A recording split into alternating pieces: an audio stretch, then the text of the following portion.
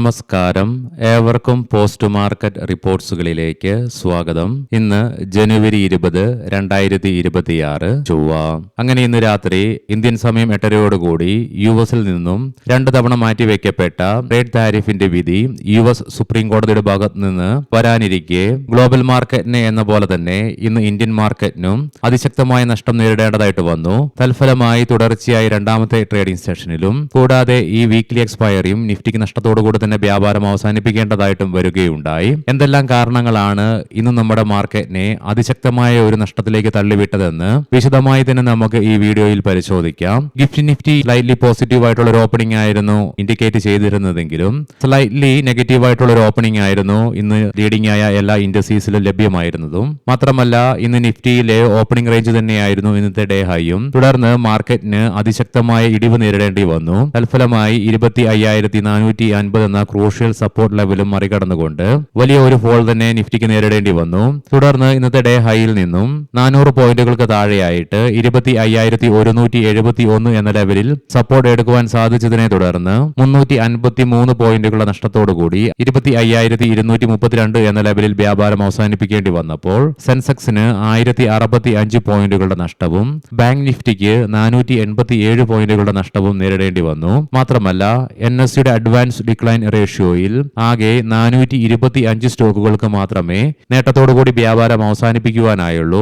അതേസമയം 2477 സ്റ്റോക്കുകൾക്ക് നഷ്ടത്തോടുകൂടിയും വ്യാപാരം അവസാനിപ്പിക്കേണ്ടതായിട്ട് വന്നു. ഇന്ന് എല്ലാ മേഖലകളും നഷ്ടത്തോടുകൂടി തന്നെയാണ് വ്യാപാരം അവസാനിപ്പിക്കുകയുണ്ടായത്. റിയാലിറ്റി ഇൻഡെക്സിന് 4% ഇടിവ് നേരിടേണ്ടി വന്നപ്പോൾ auto, IT, media, metal, pharma, oil and gas, consumer durables തുടങ്ങിയ മേഖലകൾക്ക് 1% മുതൽ 2% നഷ്ടവും നേരിടേണ്ടി വന്നു.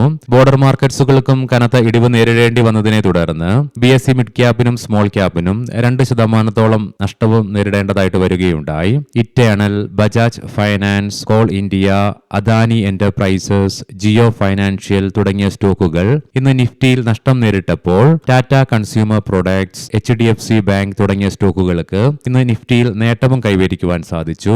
തുടർച്ചയായി ഇന്ന് മൂന്നാമത്തെ ട്രേഡിംഗ് സെഷനിലും ഇന്ത്യൻ രൂപയ്ക്ക് അമേരിക്കൻ ഡോളറിനെതിരെ നേരെ ഇടിവ് നേരിടേണ്ടി വന്നു. ഏകദേശം ഇന്നലത്തെ ക്ലോസിംഗ് റേഞ്ചിൽ നിന്നും 6 പൈസയുടെയും തൽഫലമായി 90.97 എന്ന ലെവലിലായിട്ടാണ് വ്യാപാരവും അവസാനിപ്പിക്കുകയുണ്ടായത്. അജന്ത ഫാർമ ഓഹരികൾ വാങ്ങിയെന്ന റിപ്പോർട്ട് തെറ്റാണെന്ന് പറഞ്ഞതോടെ ഇന്ന് റെസ്റ്റോറന്റ് ബ്രാൻഡ്സ് ഏഷ്യയുടെ ഷെയർ പ്രൈസിൽ 7% ഇടിവ് ഇൻട്രാഡേ ബേസിസിൽ അനുഭവപ്പെടുകയുണ്ടായി. ഇന്ന് പ്രീ മാർക്കറ്റ് റിപ്പോർട്ട്സിൽ നമ്മൾ കണ്ടിരുന്നു L&T മൈൻട്രി കമ്പനിയുടെ Q3 ഏർണിംഗ്സുകൾ ഇന്നലെ പ്രസിദ്ധീകരിക്കുകയുണ്ടായി. തൽഫലമായി Q3 ഏർണിംഗ്സിന്റെ റിസൾട്ടിനെ തുടർന്ന് 6% ഇടിവ് ഇൻട്രാഡേ ബേസിസിൽ സ്റ്റോക്കിൽ അനുഭവപ്പെടുകയുമുണ്ടായി. ഇന്ന് റിയാലിറ്റി മേഖലകളിലുള്ള ഒട്ടുമിക്ക സ്റ്റോക്കുകൾക്കും കനത്ത ഇടിവ് നേരിടേണ്ടി വന്നതിനെ തുടർന്ന് 6 മാസത്തെ ഏറ്റവും ഭീകരമായ ഇടിവാണ് പല റിയാലിറ്റി സ്റ്റോക്കുകൾക്കും ഇന്ന് നേരിടേണ്ടി വരികയുമുണ്ടായത്. ഒബ്രോയ് റിയാലിറ്റിയിലൊക്കെ 9% ഇടിവ് ഇൻട്രാഡേ ബേസിസിൽ അനുഭവപ്പെടുകയുമുണ്ടായി. വ്യാപാര യുദ്ധ ഭീഷണി നിലനിൽക്കുന്നതിനാലും ജിയോ പൊളിറ്റിക്കൽ ടെൻഷൻസിലുണ്ടായ വർധനവ് മൂലവും ഇന്ന് വെള്ളിയുടെ വിലയിലുണ്ടായ അതിശക്തമായ ഉയർച്ചയുടെ ഫലമായി സിൽവർ ETF-ൽ 7% ഉയർച്ച ഇൻട്രാഡേ ബേസിസിൽ അനുഭവപ്പെടുകയുമുണ്ടായി. മാത്രമല്ല റെക്കോർഡ് ഹൈ ക്രിയേറ്റ് ചെയ്യുകയുമുണ്ടായി. കൂടാതെ വെള്ളിയുടെ വിലയിലുണ്ടായ അതിശക്തമായ ഉയർച്ചയെ തുടർന്ന് ഹിന്ദുസ്ഥാൻ സിങ്കിന്റെ ഷെയർ പ്രൈസിലും ഇന്ന് 5% ഉയർച്ച ഇൻട്രാഡേ ബേസിസിൽ അനുഭവപ്പെട്ടു. ഇനി നമുക്ക് ഇന്ന് നമ്മുടെ മാർക്കറ്റിനെ അതിശക്തമായ നഷ്ടത്തിലേക്ക് തള്ളിവിടുവാനുണ്ടായ കാരണങ്ങൾ എന്തൊക്കെയാണെന്ന് വിശദമായി തന്നെ പരിശോധിക്കാം. കഴിഞ്ഞ ദിവസം ഗ്രീൻലാൻഡിന്റെ ഏറ്റെടുക്കലുമായി ബന്ധപ്പെട്ട് US പ്രസിഡന്റ് ഭാഗത്ത് നിന്നും യൂറോപ്യൻ രാജ്യങ്ങൾക്കെതിരെ വന്ന 10% ട്രേഡ് താരിഫ് പ്രഖ്യാപനത്തെ തുടർന്ന് തിരിച്ച് യൂറോപ്യൻ രാജ്യങ്ങളുടെ ഭാഗത്ത് നിന്നും ട്രേഡ് താരിഫുമായി ബന്ധപ്പെട്ടുള്ള പുതിയ നടപടികൾ എടുക്കുമെന്നുള്ള പ്രഖ്യാപനം വരികയുണ്ടായി. ഇതിനെ തുടർന്ന് ഇന്ന് ആഗോള മാർക്കറ്റിൽ ഉടലെടുത്ത വ്യാപാര യുദ്ധ ആശങ്ക തന്നെയാണ് ഇന്ന് ഗ്ലോബൽ മാർക്കറ്റിനെ എന്ന പോലെ തന്നെ ഇന്ത്യൻ മാർക്കറ്റിനെയും അതിഭീകരമായ നഷ്ടത്തിലേക്ക് തള്ളിവിടുവാനുണ്ടായ ഏറ്റവും പ്രധാനപ്പെട്ട കാരണം. പ്രത്യേകം എടുത്തു പറയേണ്ട ആവശ്യമില്ലെങ്കിലും ഇന്നലെയും വിദേശ ധനകാര്യ സ്ഥാപനങ്ങൾ അവരുടെ ഭാഗത്ത് നിന്നും ഇന്ത്യൻ ക്യാഷ് മാർക്കറ്റിലെ സെല്ലിംഗ് തുടർന്നതും നമ്മുടെ മാർക്കറ്റിനെ സാരമായ രീതിയിൽ തന്നെ ബാധിച്ചു. Q3 ഏർണിംഗ്സിലുണ്ടായ പ്രതീക്ഷയെ മങ്ങലേൽപ്പിച്ചുകൊണ്ടാണ് പല പ്രധാനപ്പെട്ട കമ്പനികളും അവയുടെ Q3 ഏർണിംഗ്സുകൾ പ്രസിദ്ധീകരിക്കുകയുണ്ടായത്. അതിന്റെ ഒരു പ്രതിഫലനം നമ്മൾ ഇന്നലെയും ഇന്നുമൊക്കെയായിട്ട് കണ്ടു. കഴിഞ്ഞ വീക്കെൻഡിൽ വിപ്രോയുടെ ക്വാർട്ടർ 3 ഏർണിംഗ്സ് വന്നതിനെ തുടർന്ന് ഇന്നലെ സ്റ്റോക്കിൽ 10% ഇടിവ് ഇൻട്രാഡേ ബേസിസിൽ അനുഭവപ്പെട്ടു. കൂടാതെ അത് നിഫ്റ്റി ഐടിയെയും ഇന്നലെ ഭീകരമായ നഷ്ടത്തിലേക്കും തള്ളിയിടുവാൻ കാരണമായെങ്കിൽ ഇന്ന് മറ്റൊരു മേജർ ഐ ടി ഫേമായ L&T മൈൻട്രിയുടെ ക്വാർട്ടർ 3 ഏർണിംഗ്സ് വന്നതിനെ തുടർന്ന് അത് വീണ്ടും ഇന്ത്യൻ ഐ ടി സെക്ടറിനെ ദുർബലപ്പെടുത്തുവാൻ ഇന്നും കാരണമായി മാറി. തൽഫലമായി ഇന്ന് നിഫ്റ്റി ഐടിക്ക് മാത്രം 801 പോയിന്റുകളുടെ നഷ്ടം നേരിടേണ്ടി വന്നു, ഏകദേശം 2.06%. കൂടാതെ മറ്റ് പല ഹെവി വെയ്റ്റ് സ്റ്റോക്കുകളും പുറത്തുവിട്ട അവയുടെ ക്വാർട്ടർ 3 ഏർണിംഗ്സും ഇന്ത്യൻ മാർക്കറ്റിനെ നിരാശയിലാക്കിയതും നമ്മുടെ മാർക്കറ്റിന് ദോഷകരമായി തന്നെ മാറി. ഇന്നലെ നമ്മൾ കണ്ടിരുന്നു യുഎസിലെ ഡോ ജോൺസ് ഫ്യൂച്ചർ ഏകദേശം 400 പോയിന്റുകൾക്ക് മുകളിൽ നഷ്ടത്തിലാണ് വ്യാപാരത്തിൽ തുടർന്നത്. എന്നാൽ ഇന്നലെ യുഎസ് മാർക്കറ്റിന് അവധിയായിരുന്നെങ്കിൽ കൂടിയിട്ടും ഇന്ന് രാവിലെ ആയപ്പോൾ യുഎസിലെ ഡോ ജോൺസ് ഫ്യൂച്ചർ തുറന്നുപോയ ഭൂരിഭാഗം പോയിന്റുകൾ തിരിച്ചുപിടിക്കുന്ന കാഴ്ചയും ദൃശ്യമായിരുന്നു. എന്നാൽ ഇന്ന് വീണ്ടും മാർക്കറ്റ് വ്യാപാരം ആരംഭിച്ച സമയം മുതൽ ഡോ ജോൺസ് ഫ്യൂച്ചർ വീണ്ടും ഇടിവ് രേഖപ്പെടുത്തുവാൻ തുടങ്ങി. മാത്രമല്ല 300-ലേറെ പോയിന്റുകളുടെ നഷ്ടത്തിലാണ് വ്യാപാരത്തിൽ തുടർന്നുകൊണ്ടിരിക്കുന്നതും. കൂടാതെ 3 യൂറോപ്യൻ മാർക്കറ്റ്സും മാത്രമല്ല ഇന്ന് ഏഷ്യൻ മാർക്കറ്റ്സിൽ അനുഭവപ്പെട്ട വീക്ക്നെസ്സിനെ തുടർന്ന് ഗ്ലോബൽ ക്യൂസ് വീക്കായി മാറിയതും നമ്മുടെ മാർക്കറ്റിന് ദോഷകരമായി തന്നെ മാറി. കൂടാതെ ഇന്ന് ഇന്ത്യ വിക്സിൽ ഒരു സിംഗിൾ ഡേ കൊണ്ട് 7.61% വർധനവാണ് രേഖപ്പെടുത്തുകയും ഉണ്ടായത്. തൽഫലമായി ഒത്തിരിയേറെ മാസങ്ങൾക്ക് ശേഷം ഇന്ത്യ വിക്സ് 12 എന്ന സൈക്കോളജിക്കൽ ലെവൽ മറികടന്നുകൊണ്ട് 12.73 എന്ന ലെവലിലായിട്ടാണ് വ്യാപാരവും അവസാനിപ്പിക്കുകയുണ്ടായത്. ഇന്നലെ ഏകദേശം 4% ഉയർച്ച രേഖപ്പെടുത്തിയ ഇന്ത്യ വിക്സ് ഇന്ന് 7.5%-ലേറെ വർധനവ് രേഖപ്പെടുത്തിയതിനെ തുടർന്ന് തുടർച്ചയായ 2 ട്രേഡിംഗ് സെഷനുകൾ കൊണ്ട് 11%-ലേറെ ഉയർച്ചയാണ് ഇന്നലെ ഇന്നുമായിട്ട് രേഖപ്പെടുത്തുകയും ഉണ്ടായത്. ഇന്ത്യ വിക്സിലുണ്ടായ അതിശക്തമായ ഉയർച്ചയും നമ്മുടെ മാർക്കറ്റിന്റെ ഇടിവിന് ആക്കം കൂട്ടുക തന്നെയുണ്ടായി. കൂടാതെ തുടർച്ചയായി ഇന്ന് 3ാമത്തെ ട്രേഡിംഗ് സെഷനിലും നേരിയതാണെങ്കിലും അമേരിക്കൻ ഡോളറിനെതിരെ ഇന്ത്യൻ രൂപയുടെ മൂല്യത്തിലുണ്ടായ ഇടിവിനെ തുടർന്ന് വീണ്ടും ഇന്ത്യൻ രൂപയുടെ റെക്കോർഡ് ലോയുടെ തൊട്ടടുത്തേക്കായിട്ട് ഇന്ത്യൻ രൂപയുടെ മൂല്യം എത്തിച്ചേരുകയുമുണ്ടായി.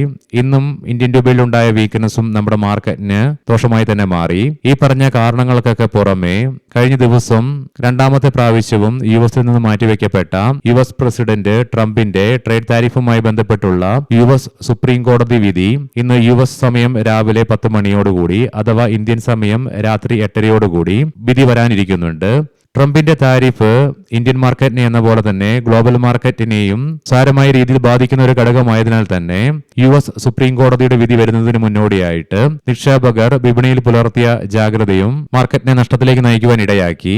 ഇതിനെല്ലാം പുറമെ ഇന്ന് നിഫ്റ്റിയുടെ ഈ മാസത്തെ 3ാമത്തെ ആഴ്ചയിലെ വീക്കിലി എക്സ്പയറി ആയിരുന്നു. നിഫ്റ്റിയുടെ വീക്കിലി എക്സ്പയറി ആയതിനാൽ തന്നെ അനുഭവപ്പെട്ട വോൾട്ടാലിറ്റിയും നമ്മുടെ മാർക്കറ്റിന് ദോഷകരമായി തന്നെ ബാധിച്ചു. കൂടാതെ ഇന്ന് നിഫ്റ്റി PSU ബാങ്കിന് ഏകദേശം 1.25%-ലേറെ നഷ്ടം നേരിടേണ്ടി വന്നതും നമ്മുടെ മാർക്കറ്റിനെ സാരമായ രീതിയിൽ തന്നെ ബാധിക്കുകയുമുണ്ടായി. ഈ പറഞ്ഞ കാരണങ്ങൾ കൊണ്ടൊക്കെയാണ് ഇന്നും നമ്മുടെ മാർക്കറ്റിന് അതിഭീകരമായ ഒരു നഷ്ടത്തോടുകൂടി തന്നെ ഏറെ കാലങ്ങൾക്ക് ശേഷം വ്യാപാരം അവസാനിപ്പിക്കാൻ ഇടയാക്കിയതും. ഇനി നമുക്ക് ഗ്ലോബൽ മാർക്കറ്റുകൾ പരിശോധിക്കാം.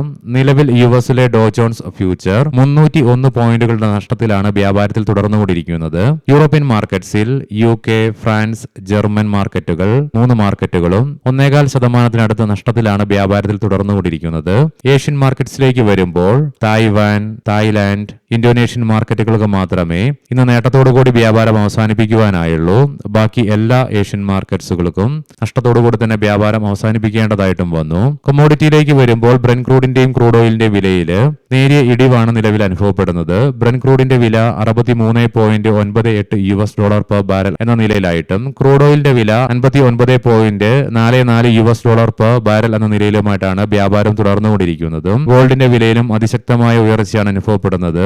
റെക്കോർഡ് ഹൈയുടെ അടുത്തേക്കായിട്ടും ഗോൾഡിന്റെ വില എത്തിച്ചേർന്നു. ഏകദേശം 1%-ലേറെ ഉയർച്ച നിലവിൽ അനുഭവപ്പെടുന്നുണ്ട്. തൽഫലമായി നിലവിൽ ഗോൾഡിന്റെ വില $4729.34 പെർ ഔൺസ് എന്ന നിലയിലായിട്ടാണ് വ്യാപാരം നടത്തിക്കൊണ്ടിരിക്കുന്നതും. ഇനി നമുക്ക് ഇന്നത്തെ പ്രധാനപ്പെട്ട സ്റ്റോക്കിംഗ് ന്യൂസുകൾ പരിശോധിക്കാം. മുൻകൂട്ടി ഓർമ്മിപ്പിച്ചുകൊള്ളട്ടെ, ഇത് ഒരു ബൈ ഓർ സെൽ റെക്കമെൻഡേഷൻ അല്ല. ഹവാന ഇലക്ട്രോ സിസ്റ്റംസ് ഇന്ന് സ്റ്റോക്ക് SME പ്ലാറ്റ്ഫോമിൽ IPO പ്രൈസിൽ നിന്നും 31% പ്രീമിയത്തിന്റെ നേട്ടത്തോടുകൂടി ലിസ്റ്റ് ചെയ്യപ്പെടുകയുണ്ടായി. സ്ട്രീറ്റ് എസ്റ്റിമേഷനെയൊക്കെ മറികടന്നുകൊണ്ട് തന്നെ. ലോധ ഡെവലപ്പേഴ്സ് മഹാരാഷ്ട്രയിൽ 2.5 ജിഗാവാട്ട് ഡാറ്റാ സെന്റർ പാർക്ക് നിർമ്മിക്കുന്നതിന് $11 ബില്യൺ നിക്ഷേപം നടത്തുമെന്നുള്ള റിപ്പോർട്ട്സ് വരുന്നുണ്ട്. UPL ലിമിറ്റഡ് കമ്പനിയുടെ അനുബന്ധ സ്ഥാപനമായ അഡ്വാന്ത എന്റർപ്രൈസസ് IPOയ്ക്ക് വേണ്ടിയുള്ള ഫയൽ ഡ്രാഫ്റ്റ് ചെയ്ത് സെബിക്ക് സമർപ്പിക്കുകയുമുണ്ടായി. BLS ഇന്റർനാഷണൽ സർവീസസ് ബീഹാറിൽ ആധാർ എൻറോൾമെന്റിനായി 100 കോടി രൂപയുടെ കരാർ കമ്പനി നേടി. മെഡിക്കോ റെമഡീസ് അസിത്രോമൈസിൻ 500 mg ഗുളികകൾ ഉത്തർപ്രദേശിലെ മെഡിക്കൽ സപ്ലൈസ് കോർപ്പറേഷനിലേക്ക് വിതരണം ചെയ്യുന്നതിനായി 72 കോടി രൂപയുടെ ഓർഡർ കമ്പനിക്ക് ലഭിക്കുകയുണ്ടായി. KP ഗ്രീൻ എഞ്ചിനീയറിംഗ് ലിമിറ്റഡ് 248 കോടി രൂപയുടെ പുതിയ ഓർഡർ കമ്പനിക്ക് ലഭിച്ചു. ഇന്റർഗ്ലോബ് ഏവിയേഷൻ കഴിഞ്ഞ 2 മാസങ്ങൾക്ക് മുൻപേ നമ്മൾ കണ്ടിരുന്നു. കമ്പനിയുടെ വിമാന സർവീസുകളിൽ ഉണ്ടായ തടസ്സങ്ങൾ ഇന്ന് കമ്പനി റിപ്പോർട്ട് ചെയ്യുകയുണ്ടായി. 2 മാസങ്ങൾക്ക് മുമ്പ് വിമാന സർവീസുകൾ തടസ്സപ്പെട്ടതിനെ തുടർന്ന് 2000 കോടി രൂപ നഷ്ടമുണ്ടായതായിട്ടാണ് റിപ്പോർട്ട് ചെയ്യുകയുമുണ്ടായത്. ഏവർക്കും ശുഭരാത്രി നേരുന്നു. നാളെ രാവിലെ പ്രീ മാർക്കറ്റ് റിപ്പോർട്ട്സുമായി കണ്ടുമുട്ടാം. നന്ദി, നമസ്കാരം.